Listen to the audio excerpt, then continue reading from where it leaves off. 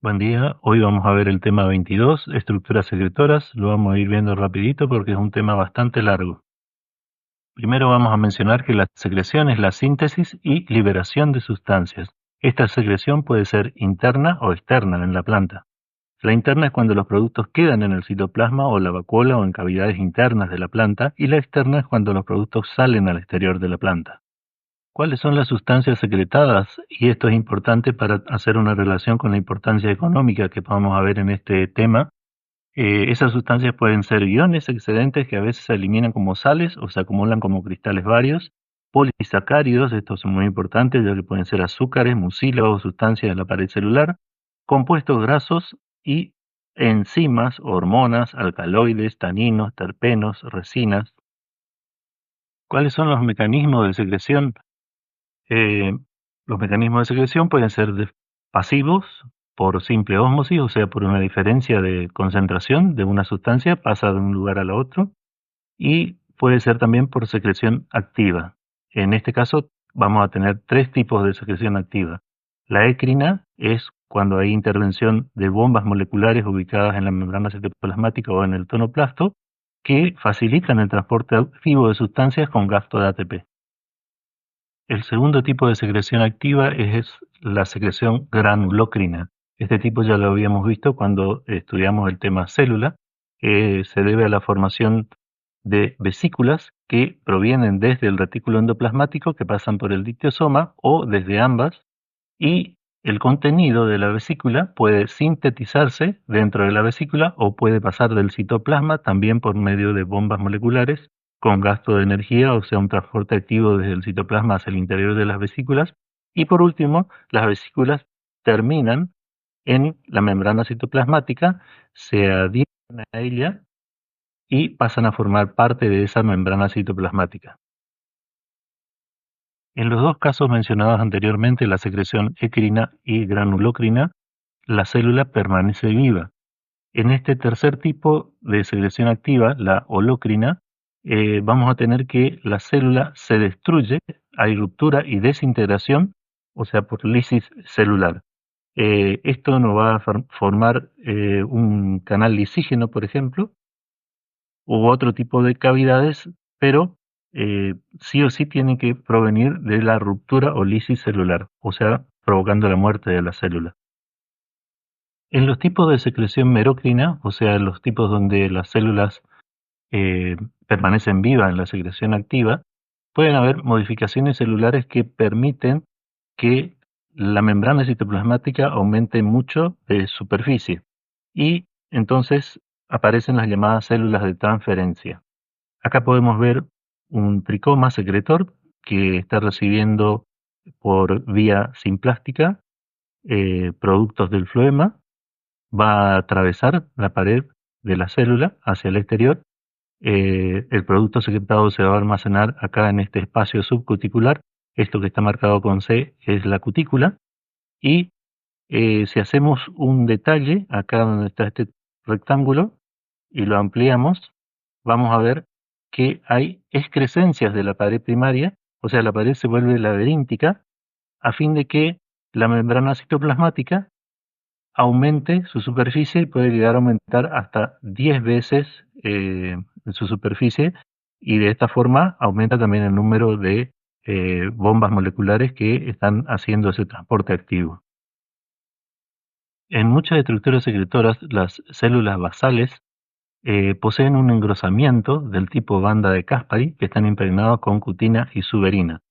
Esto es llamado células de tipo endodérmico, ya que por el funcionamiento también vía simplasto obliga a las sustancias a atravesar el citoplasma de esa célula con engrosamiento, y de la misma forma impide que haya un reflujo por vía apoplástica. Como pueden ver, las sustancias otra vez se almacenan en ese espacio subcuticular. Ahora vamos a comenzar mencionando cuáles son las estructuras secretoras externas que podemos encontrar en la planta. Estas van a ser tricomas, que pueden ser tricomas glandulares o defensivos, urticantes, glándulas de sal, glándulas digestivas de plantas carnívoras, coléteres, nectarios, que pueden ser florales o extraflorales, osmóforos e hidátodos. Comenzamos con los pelos o tricomas glandulares, como pelos defensivos. Acá en Malbón, el Velaronium nortorum, tenemos pelos largos y pelos cortos. Ambos tienen un pie y una cabeza. Em, la secreción va a salir de la célula que está en la cabeza y va a quedar por debajo de la cutícula normalmente. Cuando la cutícula rompe o se desprende, esa secreción sale y por lo general es una secreción pegajosa. Acá vemos medicado scutelata, que es una alfalfa, eh, que está repeliendo un gorgojo, el gorgojo de la alfalfa. Y ahora vemos algo tal vez más conocido, los pelos o emergencias urticantes, donde tenemos como ejemplo las llamadas o conocidas como ortiga, urtica dioica, pero no es la única familia donde hay representantes con estos pelos urticaceae, sino que son en realidad 4 familias donde podemos encontrar este tipo de pelos urticantes. Eh, Son estructuras epidérmicas, en algunos casos subepidérmicas. La célula que contiene a las vacuolas con el contenido de acetilcolina o histamina, lo que se encuentra, como decimos, en el jugo celular, está sostenida por un pie pluricelular. La célula tiene una pared silicificada, calcificada en la base y silicificada en el extremo, en la punta. En la punta justamente hay una porción que es muy delgada y que con cualquier roce se desprende, dejando al pelo como si fuera una aguja hipodérmica que rápidamente va a inyectar ese ácido fórmico, lo cual es muy parecido a una picadura de hormiga. Acá también vemos algo más conocido, la cannabis sativa o el cáñamo, conocida también como marihuana.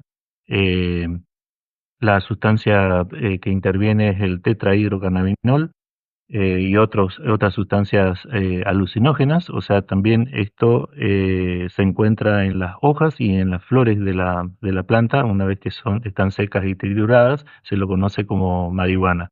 Eh, Obviamente esto tiene importancia económica, a pesar de que sea ilegal, es muy importante económicamente. Las células productoras de mucílago son otro ejemplo de producción externa. Las células productoras de mucílago se caracterizan por tener un citoplasma denso, un núcleo grande, muchos dictiosomas. La secreción es granulócrina. Acá en el ejemplo vemos a la caliptra, donde cuando vimos raíz habíamos mencionado que las células de la caliptra, a medida que van entrando entre las partículas del suelo, se van desprendiendo. Eso es por lisis de la laminilla media, pero a su vez también las células están produciendo mucílago, lo cual lubrica el extremo de la raíz. La producción puede ser tanta que puede llegar a formar una gota, como se puede ver a la derecha, eh, que cubre prácticamente todo el extremo de la raíz. Esto, además de proporcionar lubricación, también proporciona un medio de vida a muchos microorganismos que están en esa rizósfera. Y ahora vemos las glándulas salinas de las halófitas, que son plantas que están adaptadas a suelos salinos. Atriplex es una de estas plantas eh, que viven por lo general cerca de las muchas salinas que tenemos en el país. Sus hojas están cubiertas de glándulas vesiculosas, pelos vesiculosos, que son los encargados de almacenar la sal en el jugo celular. Una vez que la célula colapsa, ese contenido líquido de la vacuola se evapora y la sal queda completamente dispersa en la superficie de la planta, cubriéndola de un manto blanco. Tamarix áfila es otro ejemplo de glándulas salinas en halófitas. Es un pequeño arbolito que por lo general es muy cultivado cerca del mar para fijar dunas, pero es un representante también de suelos salinos. Este en su epidermis tiene glándulas salinas compuestas por 6 células de transferencia rodeadas por una gruesa capa de cutícula. Por debajo se encuentran 2 células colectoras que están muy conectadas con las adyacentes por sendos plasmodesmos. Eh, Estas pasan la solución salina a las células de transferencia y por secreción granulocrina se secreta hacia el exterior y a su vez la solución sale a través de poros. Y ahora vamos a ver glándulas digestivas de plantas carnívoras. Vamos a empezar con Utricularia foliosa, que tiene una trampa activa con enzimas proteolíticas. Esta utricularia es un ejemplo de planta que podemos encontrar aquí en nuestras lagunas. Tiene hojas sumergidas modificadas en forma de utrículo, o sea, como un saco con una abertura, que a su vez tiene lacinias en el extremo. Estas lacinias funcionan como órganos táctiles que detectan con el paso de cualquier organismo cerca y rápidamente, es un movimiento muy rápido, uno de los más rápidos de la naturaleza, provocan una absorción instantánea del agua del medio, introduciendo también al organismo con el agua. Es como si nosotros tuviéramos un gotero con la goma apretada y de golpe lo largamos, el gotero se carga violentamente con agua y todo lo que haya en el agua, arrastrándolo con él. Por dentro de esa vesícula, de ese utrículo, hay pelos digestivos con glándulas digestivas que también tienen paredes laberínticas. Siguiendo con las plantas carnívoras, tenemos el ejemplo de Drosera, que es un ejemplo mucho más conocido. Internet está lleno de videos de este tipo de plantas, donde las glándulas digestivas son bastante complejas. Tienen pelos que secretan sustancias pegajosas para atrapar a los insectos o larvas y que están pasando por la planta o por la hoja y las glándulas digestivas, como dijimos, además de secretar enzimas proteolíticas, ingieren todo lo que pueden obtener del insecto atrapado. Siguiendo con las plantas carnívoras, vamos a pasar a las trampas pasivas de nepentes. Este es un ejemplo muy común, pero la gente se confunde bastante fácilmente pensando que esto es la flor de la planta y en realidad es el extremo de las hojas. En internet pueden encontrar fotografías de la planta completa, donde van a ver que la vena media de la hoja del nomófilo, cuando se va extendiendo, la parte verde de lámina quedaría por arriba y la vena media se continúa y en el extremo forma esta vasija con forma de tapa. Esta vasija almacena agua. Muchos insectos caen en esa vasija. Hay pelos que impiden la salida, pelos que están hacia abajo, ubicados hacia abajo, que impiden la salida del insecto, y los insectos son eh, disgregados y son consumidos muy lentamente. Por eso también van a encontrar fotografías y hay estudios hechos de estos extremos de hoja eh, que sirven de hogar o transitorio para anfibios o incluso murciélagos. Y llegamos a los nectarios, que tal vez sean las estructuras secretoras externas más importantes. Eh, Secretan néctar, que son compuestos orgánicos principalmente formados por azúcares, distintos tipos de azúcares, y aminoácidos. La función de los nectarios es la atracción de los animales. Vamos a ver más detalle de esto. Pero son distintos tipos de animales los que atraen generalmente insectos, también pueden ser reptiles, aves y mamíferos. Los nectarios se clasifican en estructurados y no estructurados. Los estructurados, lo pueden ver a la derecha, están formados por epidermis, parénquima especializado y el sistema vascular. Los no estructurados tienen áreas secretoras no diferenciadas histológicamente. Vamos a comenzar con los nectarios estructurados, de los cuales vamos a ver diversos tipos. Y el primero que tenemos eh, tiene una epidermis secretora. Las células epidérmicas son las encargadas de secretar el néctar, que queda almacenado por lo general por debajo de la cutícula, la cual se rompe en algún momento para dejar liberado el néctar. El parénquima glandular está ubicado por debajo y la provisión vascular siempre a través de un acecilio, principalmente el floema es el que colabora para producir la secreción de néctar. En el caso siguiente, también está formado por los tres componentes, también hay una provisión vascular, pero aquí el parénquima es glandular, es el encargado de la secreción, y la epidermis tiene estomas no funcionales por los cuales sale la secreción.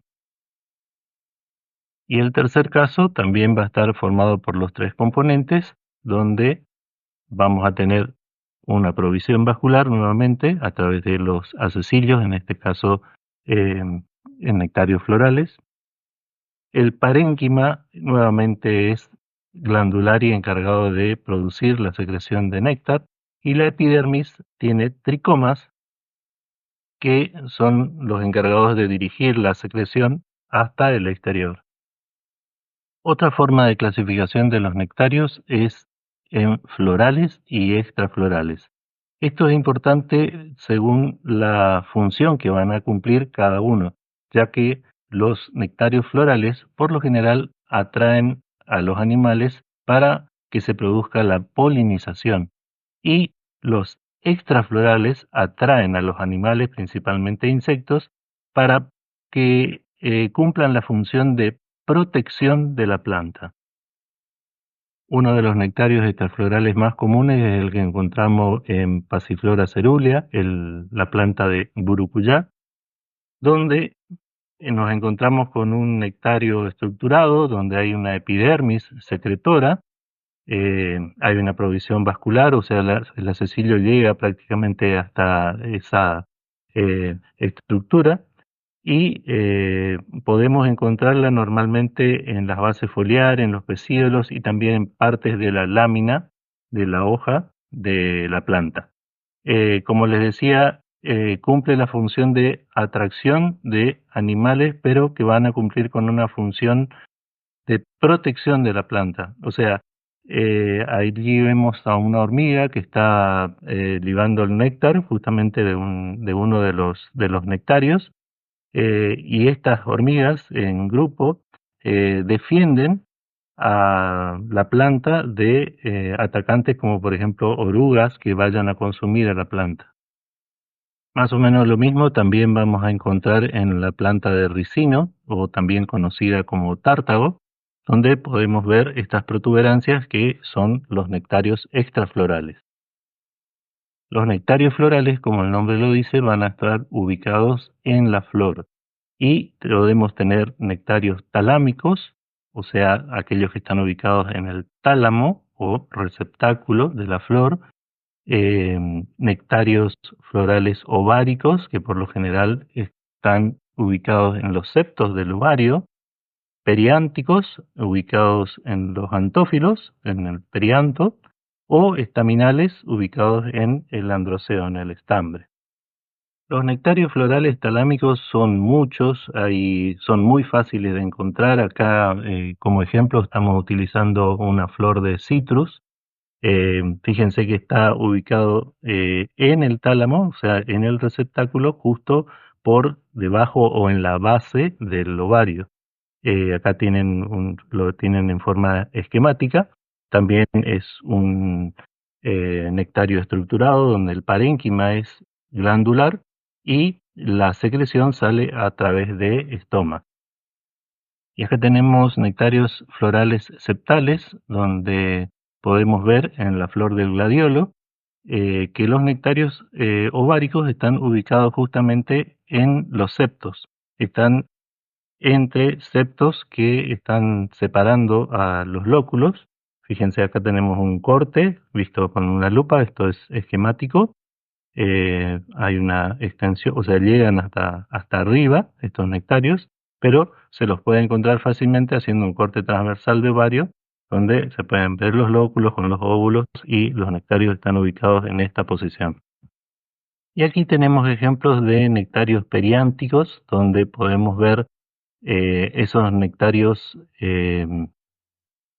florales creciendo en los antófilos, específicamente en la corola de una pasiflora. Esta no es una pasiflora nativa, esta es una pasiflora centroamericana. Y aquí podemos ver entonces esos nectarios también estructurados creciendo en los bordes, como les decía, de los antófilos. Lo mismo, pero de forma más curiosa, va a pasar en Impatiens insultani, que es una planta ornamental bastante común, donde vamos a encontrar que el cáliz tiene una prolongación que se denomina espolón nectarífero. Acá también el nectario es estructurado y la secreción nectarífera va a salir a través de estomas no funcionales. Esto es un ejemplo de nectarios florales estaminales en Persea americana. Para los que no saben de qué se trata, es la flor de la palta o el aguacate, donde, si se fijan bien, los nectarios están ubicados prácticamente en la base de los estambres. Y llegamos a los nectarios nupciales, que son llamados así porque esto no es una flor, ya lo habíamos visto al ejemplo de Euphorbia pulcherrima cuando dimos la clase de inflorescencias. Esto es un grupo de inflorescencias a su vez, con estas brácteas rojas llamativas. Cada una de estas estructuras corresponde a una inflorescencia. Esto era el eje de esa inflorescencia en forma de copa que estaba encerrando varias flores masculinas y una flor femenina. Y al costado teníamos este gran nectario en forma de labios o de copa, donde almacena la secreción nectarífera. Los osmóforos son glándulas especializadas en la formación de sustancias volátiles que dan el olor característico a las flores. O sea, prácticamente todas las flores que tienen olor es porque tienen osmóforos. Osmo significa olor y foros portar o llevar, o sea, son portadores de olor. La función es justamente la atracción de polinizadores, sea de insectos o murciélagos u otros animales que sirvan a la polinización de esas flores. Acá vemos un ejemplo muy particular de una orquídea Restrepia antenífera, que recibe ese nombre porque uno de sus sépalos tiene esta forma de antena. El osmóforo está ubicado justo en el extremo de ese pie, esto es pedunculado, y en el corte, en detalle en microscopio, podemos ver que la epidermis adaxial tiene forma de papila hemisférica, eh, donde el núcleo se ubica en el cuello de esa célula. Todo esto es una célula, esto es el núcleo ubicado acá.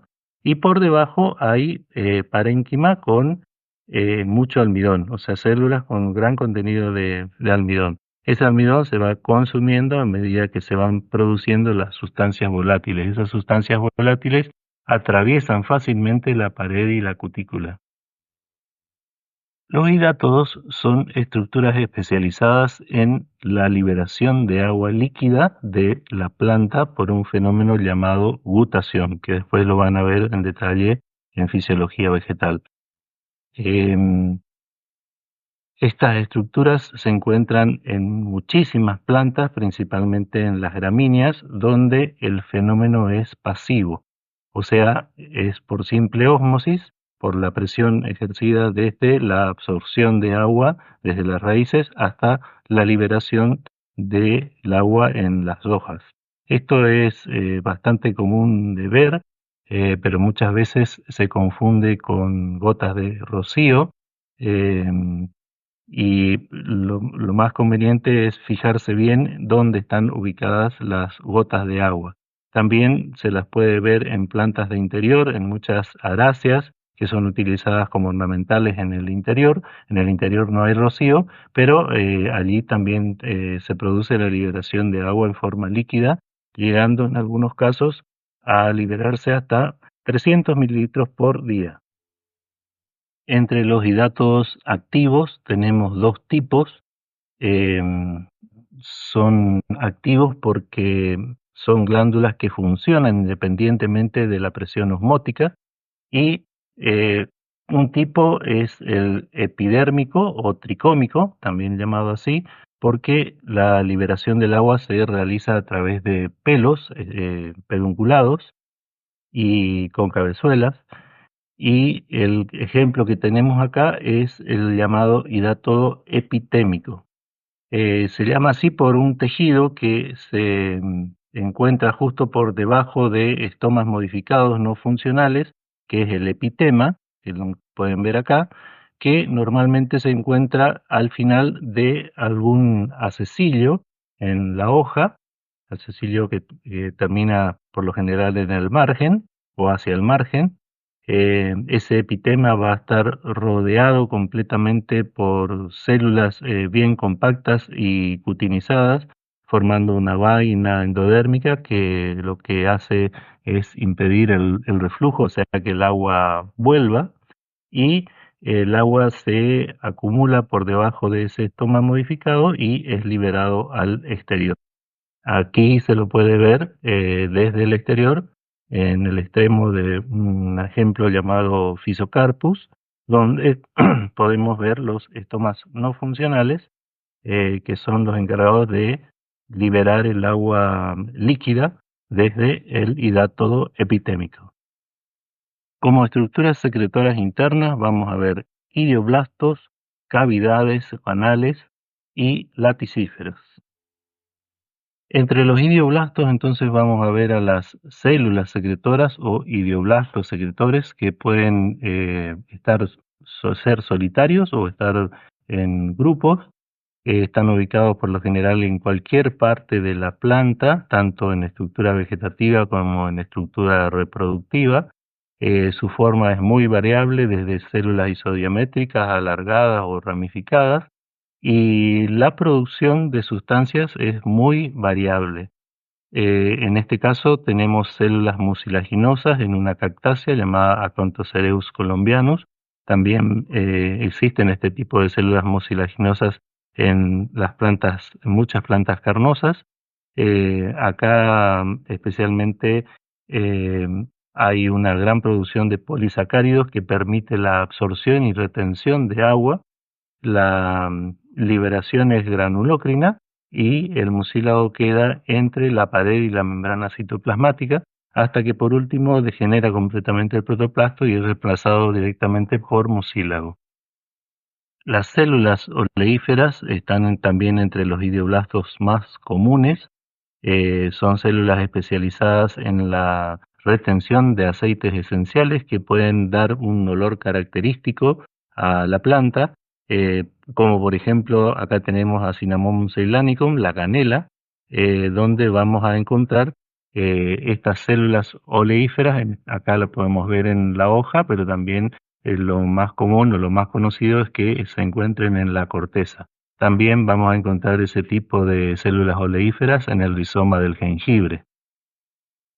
Esas células oleíferas van a ser idioblastos muy importantes económicamente en las plantas conocidas normalmente como oleaginosas, como por ejemplo tenemos el caso de la soja, el girasol, la colza o canola, el olivo, el maní, el cártamo, entre otras.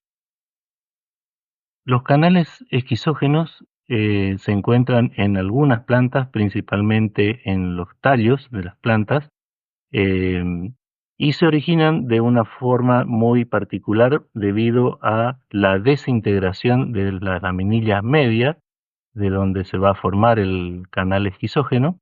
Eh, Esta desintegración de la laminilla media provoca una separación de las células, no hay destrucción de las células, o sea, no hay lisis celular, solamente se va agrandando el espacio intercelular y las células que delimitan ese espacio forman un epitelio. Eso se puede ver bien en el ejemplo de Pinus, donde se forman canales esquizógenos bien visibles al microscopio en el tallo. Acá tenemos las células epiteliales rodeando el canal esquizógeno que va a llevar resina y por fuera las llamadas células de la vaina que a su vez están delimitando a esas células epiteliales. Acá podemos ver el trabajo de extracción de resina en Pinus desde esos canales esquizógenos. Los espacios lisígenos forman más bien cavidades que canales, eh, y en este caso sí se produce la lisis, por eso el nombre, lisígenos, lisis o ruptura de la célula. La secreción que van a contener se forma primero en la célula antes de romperse.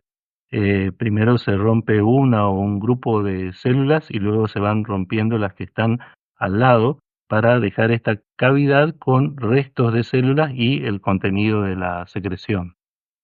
Una combinación de ambos tipos lo vamos a ver en el exocarpo del Hesperidio, del citrus, donde se va a iniciar por separación celular y luego va a haber una desintegración de las células, o sea, lisis celular. Por eso la formación se denomina esquizolisígena.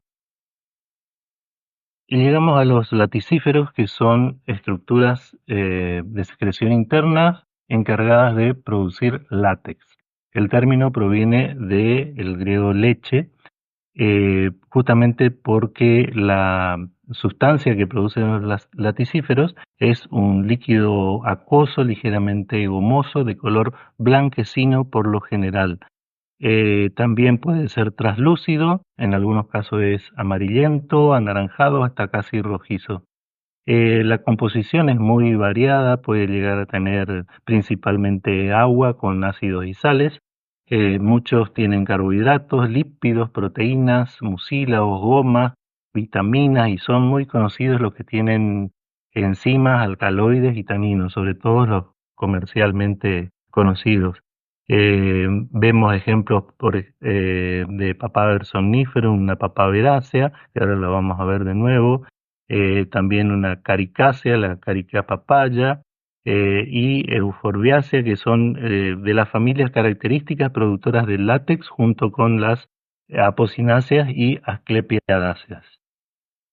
Los laticíferos están normalmente en relación con el floema, aunque, dependiendo del tipo de planta, pueden estar dispersos por todo el cuerpo de la planta. Los vamos a clasificar en laticíferos no articulados y articulados. Los no articulados son unicelulares, pero son multinucleados. Se pueden ver células iniciales de estos laticíferos ya en el embrión de la planta y siempre tienen un crecimiento apical intrusivo. La secreción es écrina porque las células necesitan estar vivas para poder tener ese crecimiento intrusivo. Y los articulados son pluricelulares. Pueden ver la separación entre las células en la fotografía de la derecha, y cada célula va a ser uninucleada.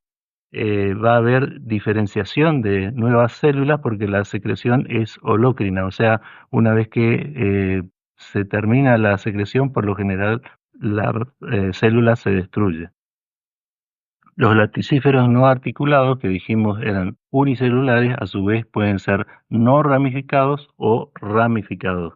Los no ramificados, como el nombre lo dice, tenemos el ejemplo en la fotografía de la izquierda, es una célula sin ramificación. Y los ramificados, tenemos el ejemplo en la fotografía de la derecha, otra euforbia, donde vemos esa célula única muy ramificada. Y a los laticíferos articulados, que eran los pluricelulares, los vamos a clasificar en anastomosados y no anastomosados. Como ejemplo de anastomosados, que significa unidos, formando una red intrincada, eso significa anastomosis entre esas células, porque son varias células. Vamos a tener ejemplos como hevea, amapola, papaya y lechuga. Como ejemplo de laticíferos articulados anastomosados, vamos a ver a Hevea brasiliensis, que es la planta productora del caucho. Como el nombre lo dice, brasiliensis es originaria del Brasil, de la cuenca amazónica. Era una planta exclusiva del Brasil, eh, era muy cuidada por los portugueses en el siglo XIX. eh, Se produjo lo que se llamó la fiebre del caucho, ya que eso trajo mucha riqueza y pujanza para algunas familias que se encargaban de esclavizar a los indígenas para obtener producción de caucho. Y esto fue así hasta el año 1876, cuando un botánico inglés logró robar semillas del caucho, que es una planta, una euforbiácea. Como ustedes pueden ver, es un árbol que se desarrolla bastante, hasta llega a tener hasta 20, 30 metros. Y los ingleses llevaron esas semillas a Malasia y fueron cultivadas allá con gran éxito. Tanto es así que ya a principios del siglo XX, la producción de cultivos en el sudeste asiático superaba ampliamente lo que se obtenía en Brasil desde plantas silvestres. Luego también tenemos a Papaver somniferum, con los mismos laticíferos articulados anastomosados. Vimos rápidamente una fotografía de esta especie, que es la amapola. Eh, en la fotografía central ustedes pueden ver un fruto inmaduro que está siendo sangrado por la técnica del sangrado, que como ustedes saben los laticíferos son de producción interna, estructuras de producción interna del látex, pero acá lo que se quiere también, como en el caso anterior, es obtener ese látex, por lo cual hay que hacer una herida con una herramienta cortante o punzante, como la que se ve a la derecha. Hay que dejar secar el látex en el fruto y después se va juntando. Ahí tienen en la palita de la mano del señor, ya tienen una buena cantidad de látex seco juntada en esa palita, eh, y de ahí se extrae el opio, eh, que, que por lo general también llega a la producción después de heroína. Otra familia, también la Caricacia que ya habíamos mencionado, el mamón, también es otro ejemplo de laticífero articulado anastomosado. En este caso, toda la planta tiene látex, el tallo, las hojas, los frutos verdes, todo tiene látex. Y acá el látex contiene una enzima proteolítica llamada papaína. Como último ejemplo vamos a ver a Manilcara sapota, que tiene laticíferos articulados no anastomosados. Manilcara sapota es conocido como el árbol del chicle o chiclo sapota. Era ya conocido por los aborígenes, es de América Central y Antillas, o sea, se distribuye en realidad en todo el trópico desde México hasta América del Sur. Fue llevado por los españoles a las Filipinas y al sudeste asiático. Allá también creció muy bien y tuvo mucho éxito. eh, y inicialmente em, se extraía ese chicle, que es una goma resina, para hacer diversas cosas, entre ellas la goma de mascar, que ahora la goma de mascar se fabrica principalmente de goma de santano o de un plástico neutro. A la derecha también podemos ver otro ejemplo, la musa, el banano, donde también se pueden ver perfectamente los laticíferos articulados no anastomosados.